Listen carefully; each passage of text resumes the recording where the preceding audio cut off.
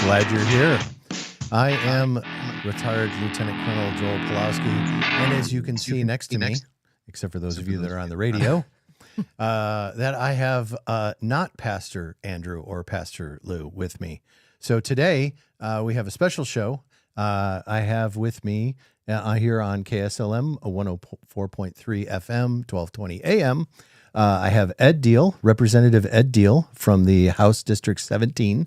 Hello, everybody. And I have Carrie McQuiston, former mayor of Baker City and former gubernatorial candidate, who's also here. Hi, good to be here. Thank you.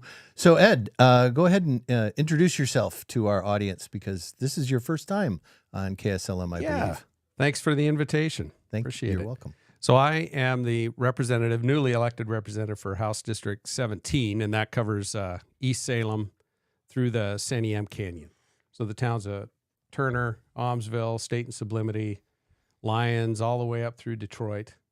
And I live with my wife in Scio, just out of Staten, and lived there 25 years, raised our kids there, and it's an honor to serve District 17. Thank you. Thank you. Carrie, I'm up. welcome to the show.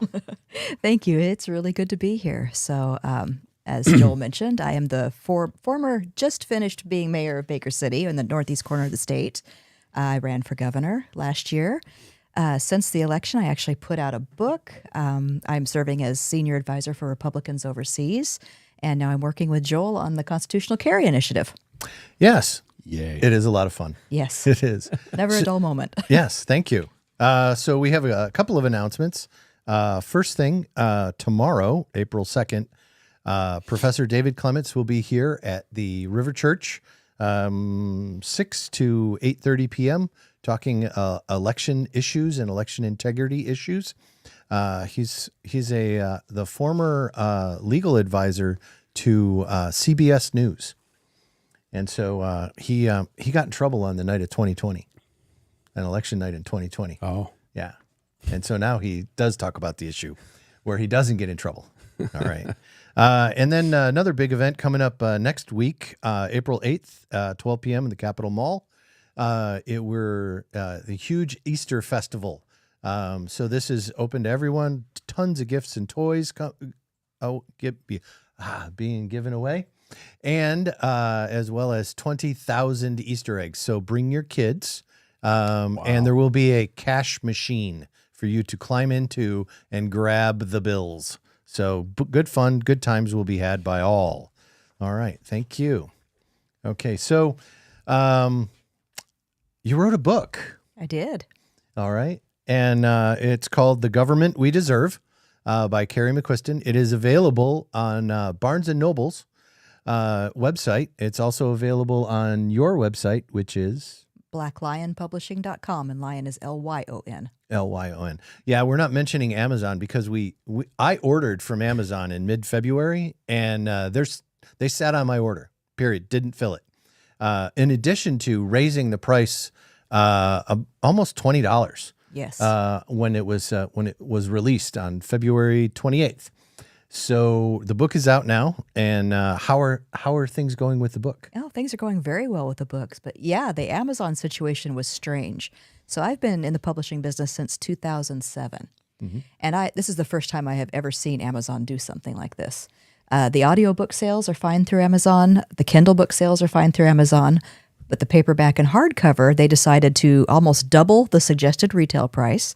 They placed an order, and these books are non-refundable. Yep. They are sitting on the books and not fulfilling the orders that have already been placed. Yes. It's odd. I can't help but think somewhere in there it's because the keywords in the text of the book mention Trump several times in a row. I think they've probably flagged on that. So. Yeah, we'll get flagged for that later in the show when we talk about him. Okay. So, so what's your what's actually your favorite part of the book? The photo gallery. The photo gallery? No, I'm kidding. That's awesome. I like my book, but I like the photo gallery at the end because it just shows the variety of people I met across the state. I tried to mention and pull in all the individuals that helped with the campaign, the good and the bad, the folks I met on the road. Yes. I think I have a really good cross section in that photo gallery that kind of in the end just captured the flavor of the campaign. I have to say, so for full disclosure, I worked on your campaign, Mhm. and I got to meet a lot of really great people as well doing that. Yes. And I have to say, Ed, I didn't work on your campaign. Okay. Well, mine was a little more straightforward. Yeah. So walk us through how your first campaign went. Yeah, it was this is my first foray into politics. I'd never been elected to anything. So yeah, I entered the race in December, and I had a primary opponent, Beth Yes. Jones, who's a great lady, and in fact, she's helping me on an issue right now. Excellent. So she'd entered the race ahead of me on the Republican ticket, but we worked it really hard, and it was we did a straight up honest race. Both of us did, and I came out ahead. Fortunately, for the general election, Yes. I actually won the Democratic primary as a write-in Yeah. I love and the how you did that. Republican. So that was a lot of fun, actually. I ended up with, I think, 97% of the vote at the end of the day. Wow, those are like Saddam Hussein numbers. That's awesome. Oh, sorry, not that comparison right there. Yeah, those are definitely Putin-ish number. No, Yeah. I can't do that Yeah. either. No, that's I really did have some excellent. explaining to do. Some people didn't Yeah. understand. How can you be on the Republican ticket? I really don't know if I trust you anymore. I said, no, Yeah. listen. And so once I explained it, I mean, people went out of their way Yes, to vote for me in the primary. They trusted I'd do the right thing. and I was I really can humbled by that. I can say you have been. Appreciate it. I've gotten to know you a little bit over the last couple of months and through at the end of the campaign season, and I appreciate the effort that you're making in the legislature. You're not sitting still, which is awesome. I went in there to work. Yep. And my wife is by my side. We are a team. Yes. She's my chief of staff. Nepotism in action. Yes. Well, we love Jamie anyway. But we worked together for Mhm. over 16 years in our business. We know each other really Yes. well, and so it works. But it is a lot of work. I mean, you can go in there and coast if you wanted to, but we went in there to get some things done Mhm. and to fight the good fight, to put up a battle against some of the craziness that we're seeing. And it is a big effort. Yeah, this week has been a very busy week in terms of legislation that's been coming through. We saw House Bill 2002, the gender affirming abortion bill coming through, and testimony on that for me was heartbreaking that I saw. It was. I'm on the committee, the Mhm. Behavioral Health and Healthcare Committee that heard that. And this has been a bill that I've been very active in fighting. And I've connected with so many great people that are just couldn't be more opposed to this bill. This is an abortion and gender affirming sanctuary bill. So It is horrific. yeah, so like some of the details, which is where always the devil Yeah. is. Well, What are some of those? yeah. So let's talk on the abortion piece. It's really two awful bills all brought Rolled into together. one, yeah. On the abortion piece, you'd think Oregon was already as extreme and open to abortion as you could be. You can get an abortion in Oregon for any reason up to the moment of birth. There Yes. are no constraints on that. This bill expands because they want to make sure that rural areas can have easy access to abortions. They don't want you to travel too far to have an abortion. They protect doctors from losing their insurance and losing their practice if they practice abortion. It prevents local municipalities and counties, for example, from making their area, say, an abortion-free area. So That like can't a be done. common sense sanctuary. That would not be allowed. There'd be Yeah. penalties for that. Wow. I think the most egregious thing, though, that this bill does on the abortion piece is you can now get an abortion at any age without parental consent or knowledge. So like a 2-year-old. Well, if 2-year-olds could get pregnant, Yes. but But I'm a being 12 or hyperbolic on 13-year-old purpose. can go get an abortion Uh-huh. without any parental consent or knowledge. think about what that does to open up for child trafficking, Yes. for sexual abuse. It's horrific. Salem is the #1 child trafficking city Well, on the West Coast. and there is capita. no requirement to, and what happens, what people on the other Mm-hmm. side don't understand, when you make a bill that says it doesn't require parental consent, the signal to the medical care professionals is we won't even seek parental consent. Yes. It becomes the exception to talk to the parents, not the rule. And then you So- end up with, an adult who in a position of authority talking to a child Talking to a child. and telling them what to do. Yeah. Yeah. And I don't know. Just thinking about it horrifies me. The other piece of this bill, we currently have in statute, it is against the law to conceal the birth of an infant. So say there's a birth of stillborn Wow. infant or for whatever an infant dies. Yes. It could be infanticide.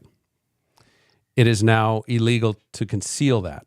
They are repealing that law. Why in the world would you repeal that law? So if a child dies So if a child dies in birth in birth, or there's an infanticide, it can be concealed without any repercussions. wow. Yeah. So yeah, Yeah, I don't really have much to say other than I'm speechless when I think of the That is, elements of this. It does of leave this you bill. speechless. Yeah, All it the is. elements of that are just promoting murder. yeah. It's Yeah, this is the Unbelievable. child this is the Child Rape Protection Act. it Is is and kind of how I think about it. This is, the supporters of this bill believe they're protecting children. This is They're not. harming children. They're not. Think about if a young girl goes in and she, without her parents' consent, has an abortion, be it with a pill or via medical procedure, and she has complications. She comes home. Yes. Her parents don't even know she went through this horrific thing. Yeah. And she Nobody's there to probably won't console wanna her. Tell them either. Yeah, they don't even Yeah. know. She could hemorrhage. Who knows? And Yep. so where is the care in that case? Where's the post-op care Yeah, to use the medical term? and they Yeah. they really don't have an answer for that. They don't have an answer for the sex trafficking risk. No. It's designed really so somebody could bring their child from Idaho, have an abortion, or a sex trafficker could bring a Bring it. child from Idaho, Yes. have an abortion, take the child back. Yeah. Yeah. I'm reminded of the original Acorn sting done by Project Veritas now over a decade Yeah. ago, where they went into Planned Parenthood and pretended to have an underage prostitute and said, "Where do we go get an abortion?" And they were given all the details of how to keep it out away from the parents and how to keep it all down. And this just puts into statute a process that used to be kind of under the table. This pulls it right out into the open and makes it so that you cannot avoid seeing it. No. Wow, this is super dark. Yes, It is dark. The other piece of this Mhm. is with the gender affirming treatment. Yes. So it's interesting that they tagged this onto an abortion bill, and the reason they tagged it onto an abortion bill is because it is wildly unpopular with Democrats and Republicans. So they yes. provide cover by putting it in with an abortion bill. What this does is it mandates that insurance, Medicaid, and private health insurance cover what they call gender affirming treatments. Now, currently, Medicaid is already covering it to Yes. some extent. Yeah. So is private health insurance, but this greatly expands it. We heard in the testimony that Oregon follows this international standard called the WPATH standard. I posted on my Twitter feed the full list of operations, surgeries that are covered under WPATH, and I'm not going to get into them on the radio. I don't know who's listening, but it is a laundry list of things, top and bottom surgeries. Let's leave it at that. I'll list one of them. Uterine transplants are on the list of medically necessary gender affirming treatments. Now they're experimental right now, Uh-huh. but the idea is that if a adult male says they're transgender, Mm-hmm. they can receive a uterine transplant at some point when the doctors feel like they're ready to do that as medically necessary. So are they going to rearrange the bone structure of You got these me. guys? I mean, that's just one Yeah. that I feel comfortable saying on the radio. There's a bunch of other. Yeah, we're on YouTube You as can- well. Okay.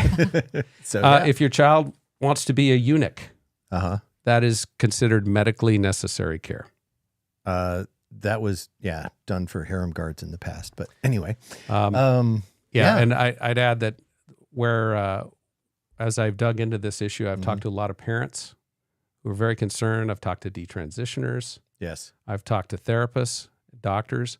We are doing a miserable job of adequately identifying who needs this care and who doesn't.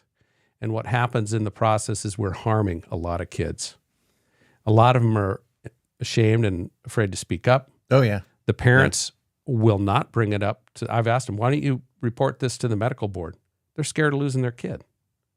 Yes. In this state, you can, in some circles, you can go in and simply say, I'm transgender, I want hormone treatments, and they're given to you.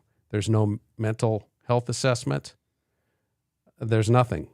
Planned Parenthood at 18 doesn't even require a medical or a mental health assessment. Wow. They follow something called the informed consent model, which basically means if the kid says they're transgender, and the That's medical different transition than can begin. than the COVID shot. Yeah. When it comes to informed consent, that's for sure. So it's unbelievable, and we're fighting it with everything we got. Amen. Well, more power to you, Ed. Thank you. Yeah. So you're in Oregon politics, and Carrie's in Oregon politics, and so am I. Yes, you Just are. in a different way. I'm the chairman of the Marion County Republican Party, in case anybody doesn't know on this show yet. All right. And so let's switch gears a little bit and talk about that and how we think we should be moving forward in Oregon and some of the stuff. You had a bunch of suggestions in the back of your book, Carrie, and that's my favorite part of the book because I like solutions. I don't like problems. Well, in all seriousness, the best part of this book is that I got to see Oregon politics from behind the curtain. Thus the subtitle. Yes. And I saw things that people typically are not almost allowed to talk about. There's a muzzling effect that happens when you're running a statewide campaign. Yes. Things you're supposed to say and not supposed to say, and ways you're supposed to behave and not behave. And that's just not out there. And it needs to be, because the general public, they see these things and they suspect they're happening, but they never get that verification. So first I lay all of that out in the book, and then when I get to the end, I come to a checklist of solutions. Because what good is it to reveal all of the problems if you don't, at the end, say, hey, here's how we fix this? So yeah, this just is the to hold book. up my book here. Yep. The government we deserve. Do we have Yes. the government we deserve right now? Sadly, I believe we do. Yes. And that's yes, we do. that's a hard pill to We got swallow. the one we've, yeah. Yeah, Okay. because some of us, that's part of the blurb on the back cover. I don't believe I personally deserve that government. Me but, either. But when you look at a society as a whole in general, the government we have is very indicative. It's reflective of people. Yes, we there we vote are. or don't vote. Yep. And by the way, if you don't vote, you are voting. Yes. Okay. You're affecting the system regardless. Because the system is designed for votes. And when you pull things out of the system, you affect it as well. In the last election, for those of you that are not paying attention, 180,000 Republicans did not vote statewide. Okay. Those are registered Republicans, not conservatives. And as a result of that, the governor's race was lost by 45,000 votes. Measure 114 passed by 24,000 votes. Okay. If that 180,000 people had gotten off the couch, gone to the kitchen table, and voted, those things probably would be different. They would be different. And in your case, in the legislature, Ed, we would have a majority if we had 6,800 more votes, roughly, across 6 districts. Yeah, we lost House races by under 200 votes. Yes. It is so close. We are that's the crazy thing in Oregon. We're a deeply divided state, but when it goes to the left an inch, Yep. it goes a mile. And being in the legislature, I see this in action. We have actually a lot of I'd say moderate Democrats. Mm-hmm. But that caucus, that party is driven by a far left group. And you, the message is don't cross them. Yeah. If yeah, you Tina cross Kotek that group, is famous if you cross for her that group, retributions. you will be primaried. Yep. Your favorite bills will not be heard. Yep. You will lose your committee positions. They are brutal. So I've had bills that I thought, I had. Do I have a moment to talk about a couple? Yeah. Okay. I have one that's it's a Public Pension Protection Act. Mhm. It's very, we have a lot of retirees in Oregon. We need to make sure that pension is protected from activist investing. You've heard about this ESG. ESG investing, yes. So this bill simply says, hey, you can't follow an ESG investment strategy unless it's in the fiduciary interest of the fund. It doesn't say you can't. It just says, hey, it's got to make financial sense. Yes. I had people tell me, that's a good bill, Ed. I can support that. And then a few days later come back and say, I can't support that bill. Yeah. I can't support that bill. Because, someone gave them the talk. Because someone gave them the talk. And Mhm. and they had another bill in there that would have forced us to decarbonize our investments. Basically get out of anything related to oil and gas, things that actually show good returns, Yes. to divest in that. All I can say is both bills were neutralized because they wouldn't vote for the bad bill, but they wouldn't vote for my bill either. So I guess So the maybe I neutralized decarbonization bill kind of, yeah. Well, if we can put up a good bill and cancel a bad bill with it, I consider that work well done. Yeah. Yeah. It doesn't get out into the public though very much. What happens in the legislature.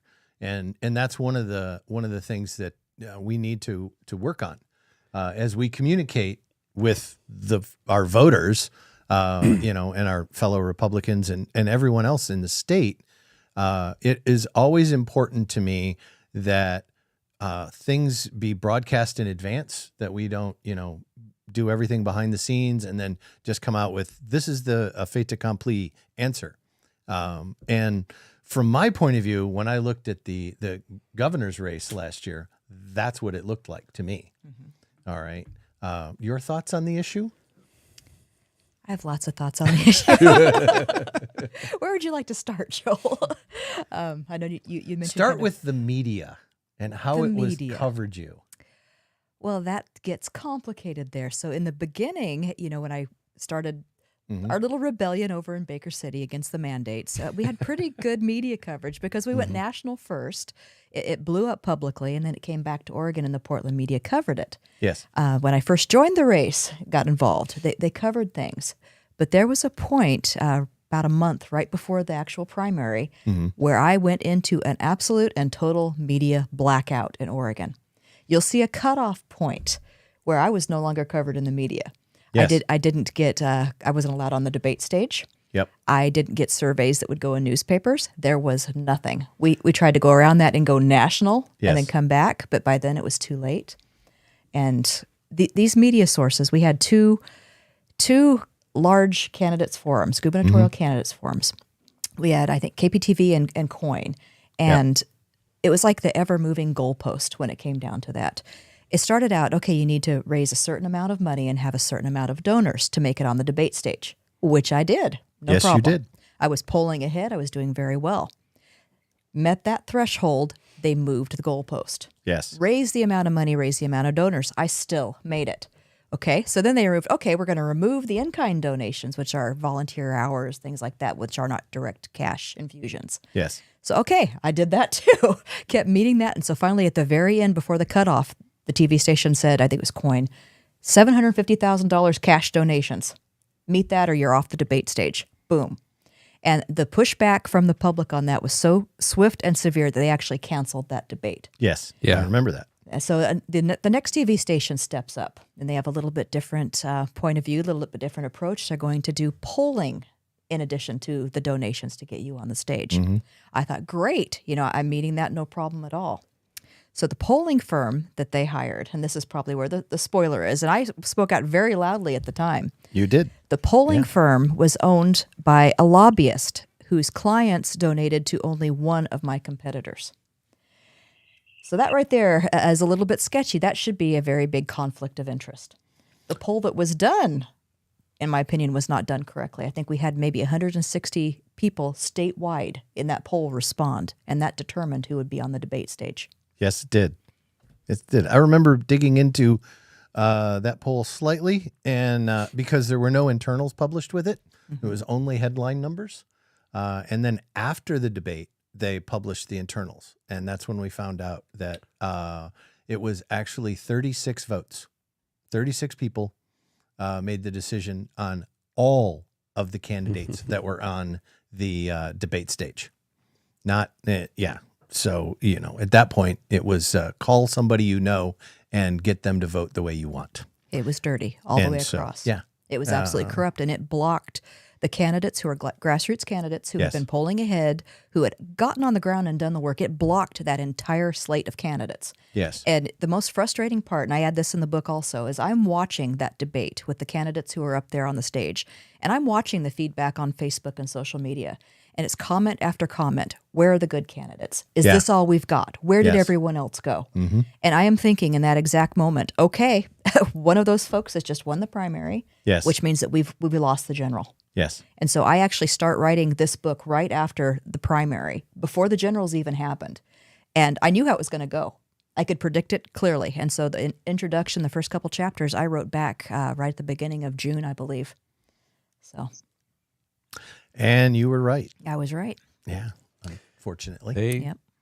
control the narrative in so many ways. Yeah, and that's one of the reasons why we do this show, and we do other communication, because we have to get out and get people more informed. So I just have to ask you to carry on another one. What was it like to meet Eric Trump? He was great. Yeah.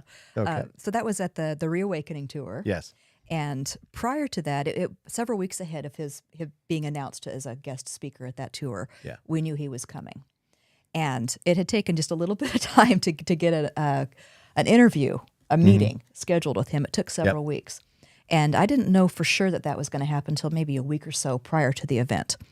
And we waited in the tent and waited and waited, and his schedule was running late.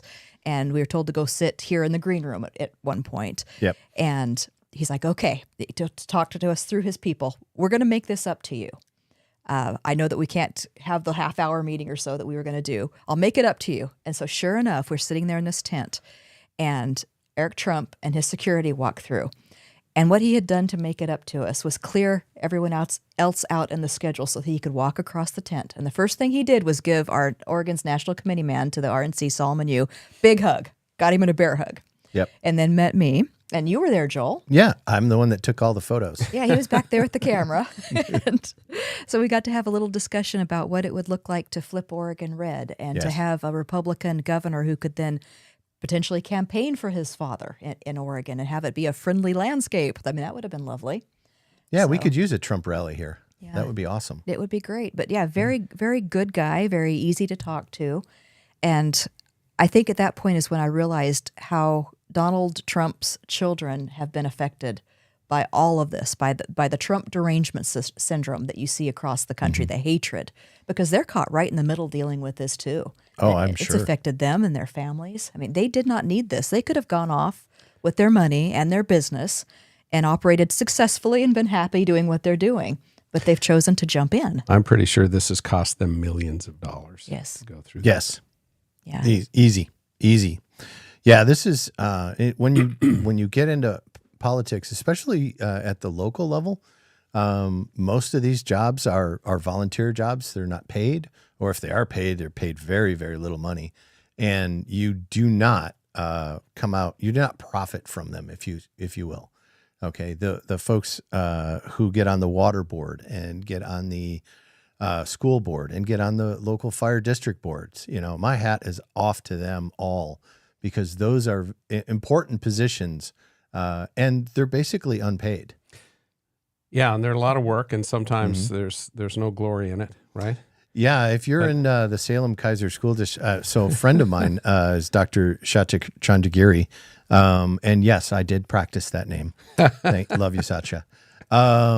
He's been on the school board here in Salem Kaiser for a while. Yeah, and wow, he's an Indian immigrant. I've met him, and he's Very a nice great guy. man. He's been called every name in the book, and I won't repeat them here because we don't need to give that any voice. But he is still standing. He's running for re-election. And we also have Cassidy Trout, who's running for election, and Chrissy Hudson. Cassidy. I don't know Chrissy. Yeah. You'll get to meet her. They'll both, if you come to the Central Committee meeting on this month, on the third Thursday, Republican Central Committee meeting at VFW, shameless plug. So we'll have Chrissy Hudson, and hopefully, Ed, you'll be able to be there and I plan on it. Give us an update on what's going on in the legislature. So we've talked about books. We've talked about horrible legislation, and my list just disappeared off. While my you're phone. doing that, Yep. I've talked about this a lot on the campaign trail. We've nationalized our politics so much. Yes. You talk to my friends, you go have a beer somewhere, and everybody's talking about what's going on nationally. But if you want to take your country back, Yes. it starts with your school, with your town, with your county. That's where we have to do the battle where we have within our realm of influence. So instead of getting frustrated, serve on the water board, Yes. serve on the school board, get involved in your city council. You can make a difference there, and build it out from that. So I feel pretty good about some of the things. There's some great people running for Salem Kaiser schools, and I know, and I have some friends who served, and it was a miserable job, like you say. They got nothing but heat for doing the right thing. So it takes a special person to do it, but we have to do it. Yeah, and we do everything we can to support them, which is conservatives in general are more worried about, and they can serve, and they're more focused on their own family and their own job and et cetera and that kind of stuff, and they usually keep the politics at arm's distance. Okay, I've had that conversation I don't know how many times now, where someone said, I say to someone, well, when you vote, and to go back to what I was mentioning before, if you vote, you exercise your voice. If you don't vote, okay, you leave the vacuum for someone else to step into. All right. And that's how we actually make the changes. Carrie, you mentioned the initiative that we're both working on. And so here's the shameless plug for Constitutional Carry for Oregon. Take it away. The shameless plug. Okay, I'll start there then. Yes. Yes. So Joel, a lady named Jean Sampson out of Clatskanie, who used to be city councilor, and I, with the help of our treasurer, Carol Williams. So Yes. we've got the dream team going together here. We've decided from the grassroots to start a constitutional carry initiative. And this has been a fantasy for years for me in Oregon, and we talked about it during my campaign. Yes, we did. And so we started this. We filed it. We are in the step where we have to gather the first 1,000 sponsorship signatures. We're coming in the home stretch on that. I think we need a couple hundred more probably. Where can I sign? I have it right back here. With me. Okay. Yes. We'll catch that. Yep. And so we get those, we turn those into the Secretary of State for validation. And from there, the Secretary of State turns it over to the Attorney General. And that's when we get our ballot title. Yes. That's when things are going to get a little sketchy, I suspect. Maybe not. Maybe it'll go smoothly and we'll get the ballot title. It'll be good. We'll get our new petition sheets and on we go. Well, we're going to be fine. If not, then we go to court. Yeah. We'll be there for a month or two. I hope that doesn't Get happen. a good lawyer. Yeah. Oh, yes. So we consulted with two very excellent constitutional attorneys Yes, when we we did. did this. You know them, and Yep.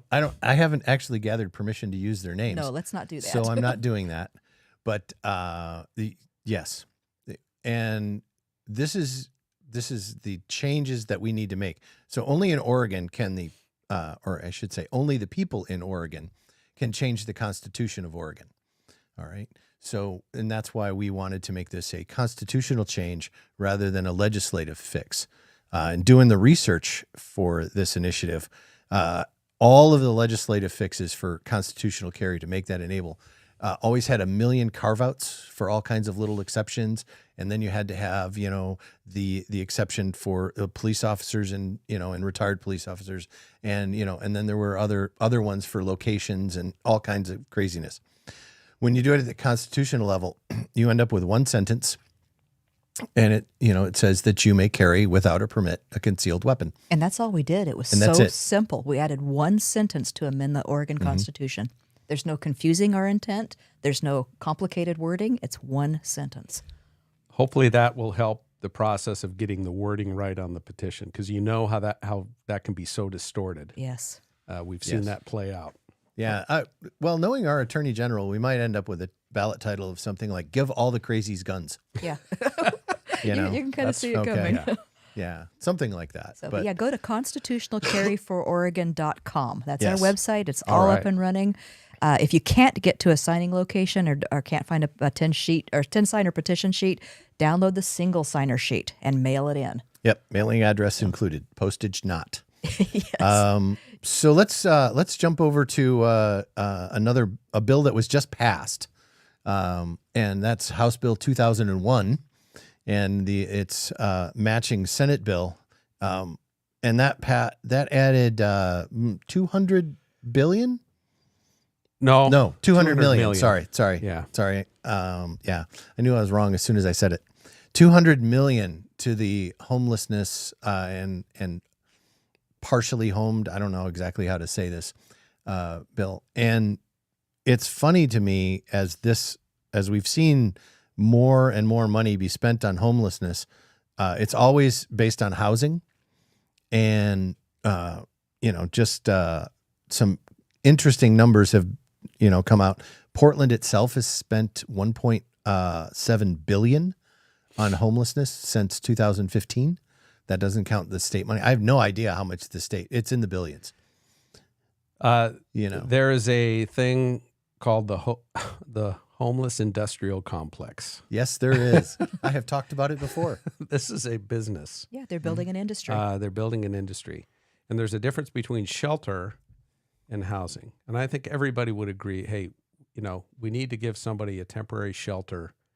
And everybody wants to help people better themselves and be productive members of society. Yes.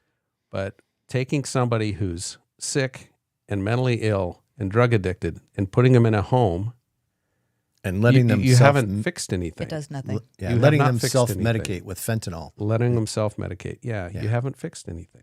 The most successful missions and shelters in Oregon do not take a dime of money from the government. They take private donations because they can control the process, and then they actually get homeless off the street. State of Oregon never does that. Yep. No, and yeah, there were two bills actually. I think it was 5019, which is the homeless package, and then there's this housing package, which was the 2001. Yes. And I voted against both of those bills. So that even the housing package, we need to have more homes in Oregon. In Oregon, yes, and, we do. And for middle class, for working folks to be able to afford. The problem with that bill is it didn't really fix anything.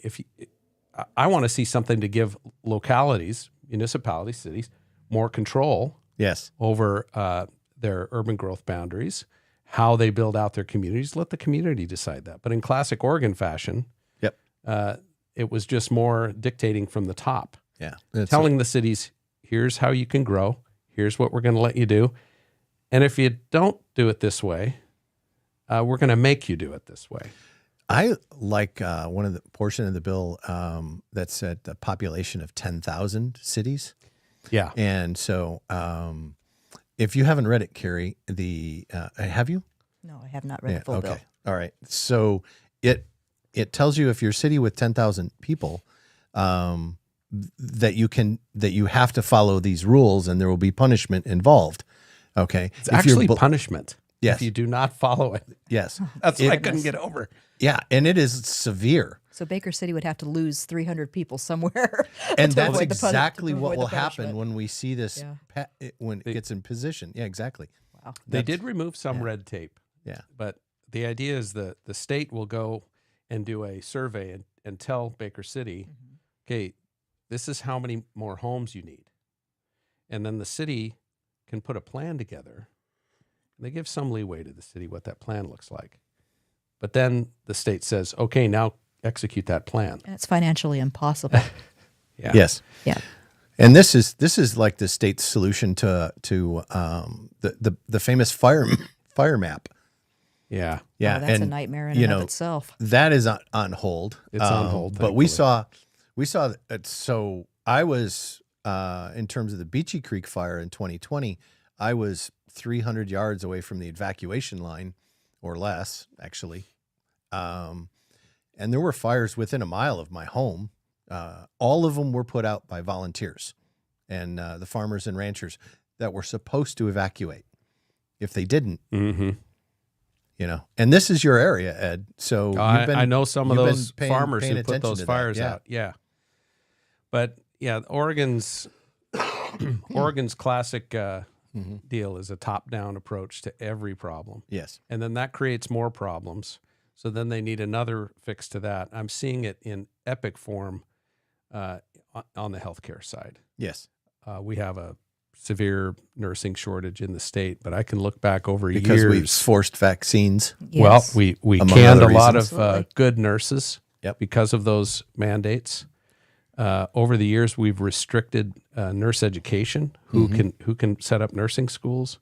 We make it very difficult to bring nurses into the state from out of state. And so, what's the answer to that? To have another law that mandates ratios between patients and nurses. It's just Which means we'll just have That's- less patients. it makes no sense, Yeah. but that is a classic top-down fix to a top-down created problem. That's what we're dealing with. I have a bill that would allow nurses from other states to practice here, to honor their licenses. Yes. Called an interstate nurse licensure compact. 90% of the nurses in Oregon want this bill. 90%. So of course, The it won't Oregon happen. Nurses Association is opposed to it. Supposedly they represent those nurses, but they're opposed to it. And since they're opposed to it, not one Democrat will vote for that bill. the beholden to the various unions that the Democrats are. There you go. I have been Yeah. shocked. I knew it was bad, but Yeah. I didn't realize how bad it was.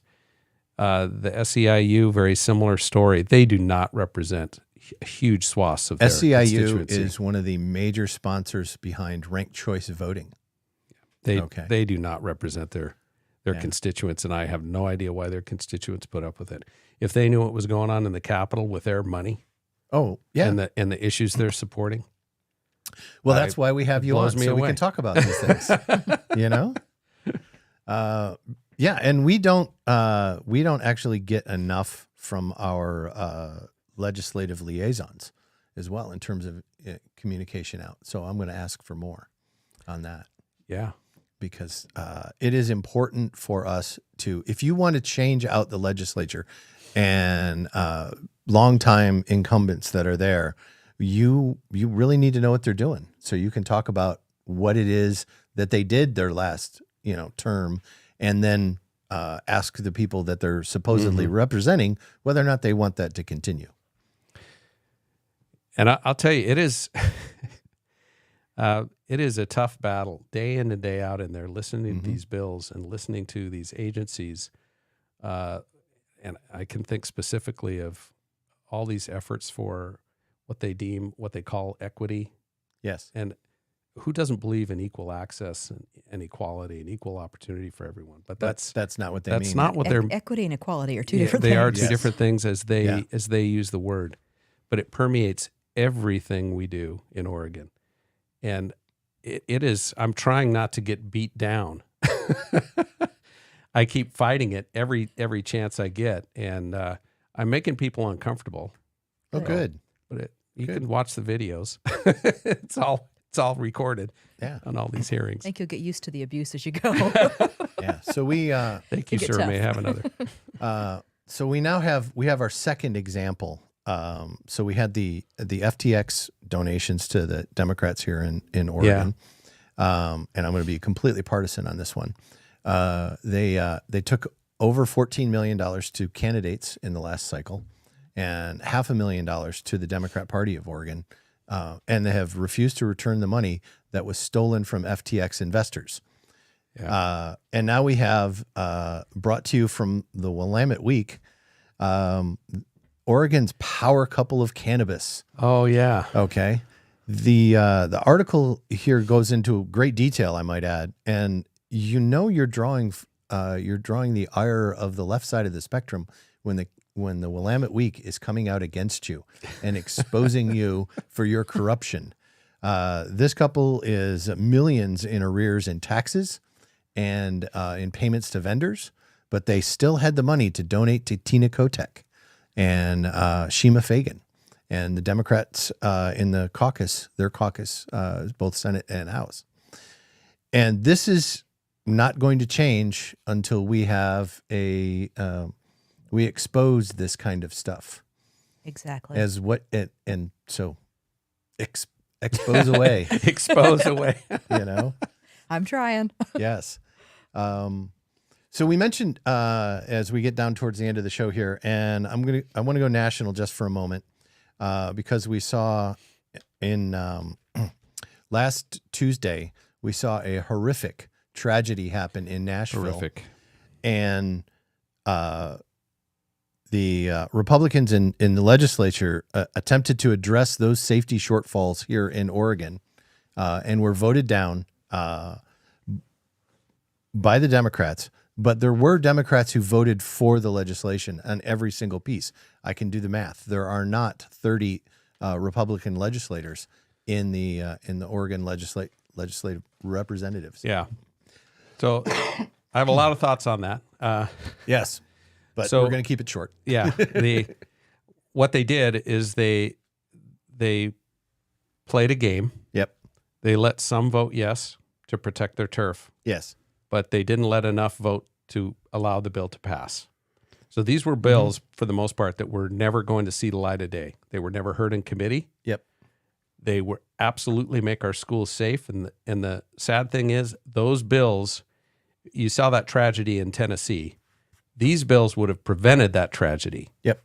if they would have been implemented. Yeah. And they played this game to make sure that those could never see would be voted down. In fact, they had a Democrat who voted down his own bill. Wow. Well, you gotta maintain the power. That's Yeah. one of the things when you see the way they operate, and you are getting to see that. And I lived in and worked in the Washington.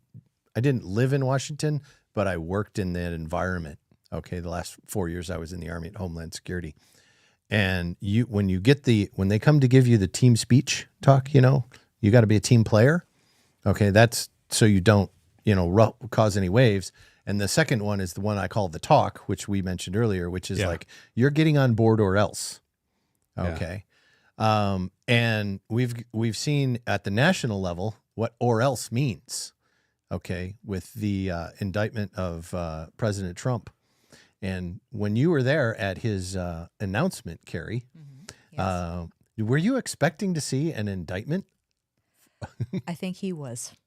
Yes, just from listening to things, I think that was expected. It was pre-planned, but going back to the announcement, there was nothing but positive in that room. Oh, yes. So the tone of it was beautiful. It was held at Mar-a-Lago, and I think about 1,000 people were in the room at the time. Mm-hmm. And I was actually with Solomon, just 4, 5, 6 rows back from the podium, right in the middle, and got to see and hear everything. It was absolutely an amazing experience.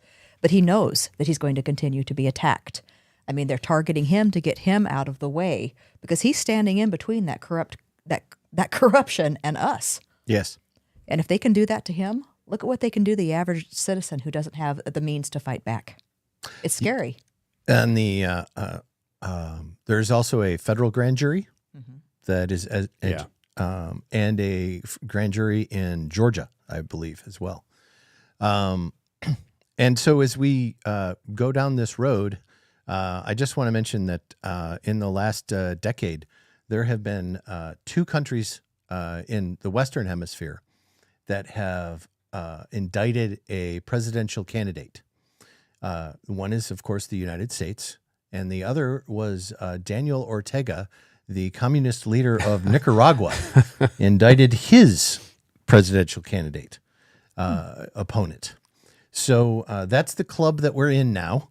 And this is not a Rubicon I ever wanted to see crossed, but I think we have at this point. And if we do not figure out a way to legally and peacefully constrain the abuses that we see in our legal system, we're going down a very, very dark path. And It's very dark. And the other thing that's concerning about this is they have essentially stripped away President Trump's ability to a fair and effective legal counsel, yes, because now they're compelling his attorney to violate attorney-client privilege to testify against him. So Wow. I disagree Yes. with that ruling for obvious reasons, but that's a line you don't want to cross. yeah. I I was listening to Tucker last night, and he had Harmeet Dillon on, and Yeah, I've had a she chance was to talk to her a few times. yeah, and she was mentioning that if the case goes as per form, the judge will issue a gag order on Trump, and depending on how broad that gag order is, it will probably, most likely, affect his ability to campaign. Okay. So, yeah. I mean, this is how republics are taken out. This is how republics Yes. fall. And we're This seeing is- it right now. It starts with election integrity Yes. and the ability to have a fair and honest election system, and it moves into the justice system. And that's exactly what we're seeing right now. Boy, we are. I'll say, despite all that crap, Yes. we can still take Oregon back. We absolutely can. And we that's why we're doing the Constitutional Carry Initiative. Yep. That's why we're still on here talking. And that's why we're out registering Republicans in every place we can find. And if you're not engaged, I implore you to get engaged and to find out where we're going. And there's my timer. You might have picked it up on the microphone. Appreciate everybody coming in today. This has been Thank you, very Joel. fun. It was a lot of fun. And thank you for Carrie McQuiston Yeah, and thank your you. book, The Government We Deserve. Representative Ed Deal. I don't have a book. You don't have a book, but need we'll one. work on that. We'll work on that. All right. So thank you, everyone.